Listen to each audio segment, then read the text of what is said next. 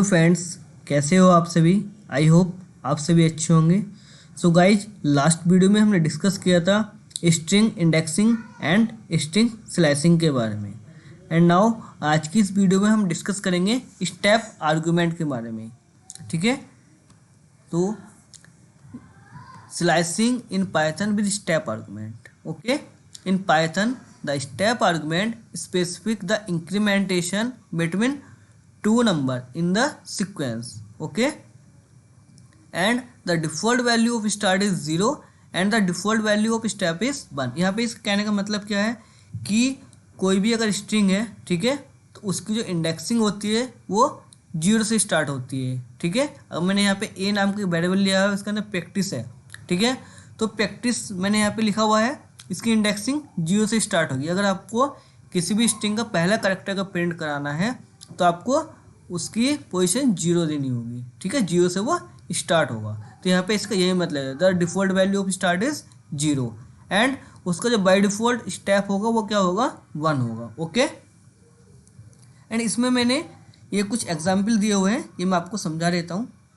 Okay, तो यहाँ पे जो इस मिडिल वाला है, इसमें हमने लिया हुआ ए नाम का वेरिएबल है।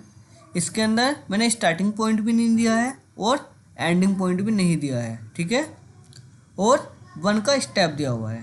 तो अगर मैंने स्टार्टिंग पॉइंट और एंडिंग पॉइंट नहीं दिया हुआ है तो हमारी स्ट्रिंग 0 से लेके यहाँ तक ये एज इट इज़ प्रिंट हो जाएगी। बट स्टेप 1 दिया हुआ है तो स्टेप 1 किससे से काम करेगा, ये स्ट्रिंग के प्रत्येक कैरेक्टर को स्टेप बाय स्टेप प्रिंट करेगा। ओके, मतलब PRA इस तरह से पूरी स्ट्रिंग को प्रिंट कर देगा as it is. Okay, next सबसे नीचे वाले में चलते हैं। इसमें क्या है, इसमें हमने स्टेप दिया हुआ है 2 का, उसमें क्या था 1 का है। अब देखो 2 का स्टेप जो हमने दिया हुआ है तो ये हमारी स्ट्रिंग 2 के स्टेप से वर्क करेगी। कैसे कि 0 पोजीशन पे जब हमने स्टार्टिंग पॉइंट भी नहीं दिया और एंडिंग भी नहीं दिया तो 0 से 7 तक तो ये चलेगी, बट स्टेप कितने का होगा, 2 का स्टेप होगा। तो 0 पोजीशन पे से P मिलेगा, P के बाद 2 स्टेप पे क्या है, A है, फिर 2 स्टेप पे क्या है, T है, फिर 2 स्टेप के बाद क्या है, C है।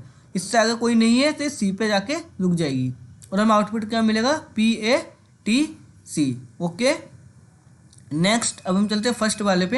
यहाँ पे हमारा ए नाम का वेरिएबल है, यहाँ पे भी सेम है, ना स्टार्टिंग पॉइंट है ना एंडिंग पॉइंट है, बट जो स्टेप है वो क्या है, -1 का है। ठीक है, तो -1 का स्टेप है तो ये क्या करेगा, हमारी स्ट्रिंग को रिवर्स में प्रिंट कर देगा। मीन्स जो प्रैक्टिस से आ रहा है 0 से लेकर 7 तक तो चलेगी, क्योंकि स्टेप की स्टार्टिंग पॉइंट और एंडिंग पॉइंट नहीं है, तो 0 से लेकर 7 तक तो प्रिंट होगी, बट स्टेप कितना का है, -1 का है। तो ये -1 इससे क्या कर देगा, रिवर्स में प्रिंट कर देगा। मीन्स PRA ये इस तरह से प्रिंट हो जाएगी, जो आ रहा है ECITCARP, रिवर्स में हमारी स्ट्रिंग प्रिंट हो जाएगी।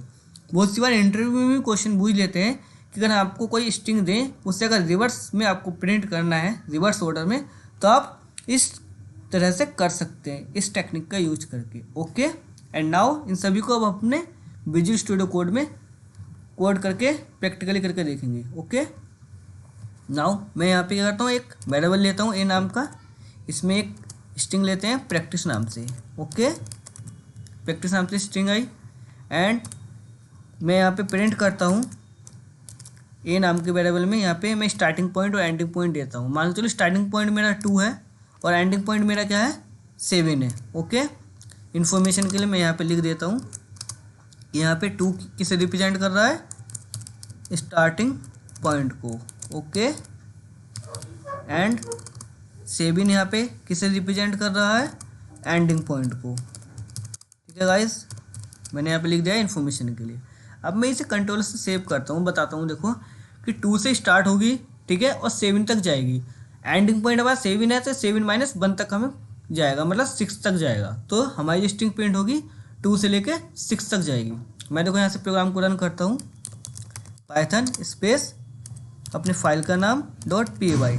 ओके, नाउ प्रोग्राम को रन किया तो हमें यहाँ पे आउटपुट मिल गया है ACTIC। ओके, देखो अब हमें चलते हैं हम यहाँ पे, तो 2 से हमारा स्टार्ट हो रहा था, A मिल रहा है, 2 पे हमें क्या मिल रहा है, A मिल रहा है, और एंडिंग पॉइंट क्या था हमारा 6, तो 6 पे क्या है हमारा C है। तो हमारी जो स्ट्रिंग प्रिंट होगी ACTIC, इस तरह से ये हमारा ACTIC प्रिंट हो जाएगा। ओके, नाउ मैं इसे कॉपी करता हूँ यहाँ से। ठीक है, मैंने यहाँ से इसे कॉपी किया और इसे मैं कमेंट करता हूँ। ओके, कंट्रोल के साथ, एंड नाउ लेफ्ट लाइन में चलते हैं। यहाँ पे मैंने पेस्ट किया। अब मैं क्या करता हूँ कि यहाँ पे स्टेप दे देता हूँ 1 का। ठीक है, यहाँ पे मैंने 1 का स्टेप दे दिया है। अब मैं यहाँ पे मेंशन कर देता हूँ इन्फॉर्मेशन के लिए इसे भी।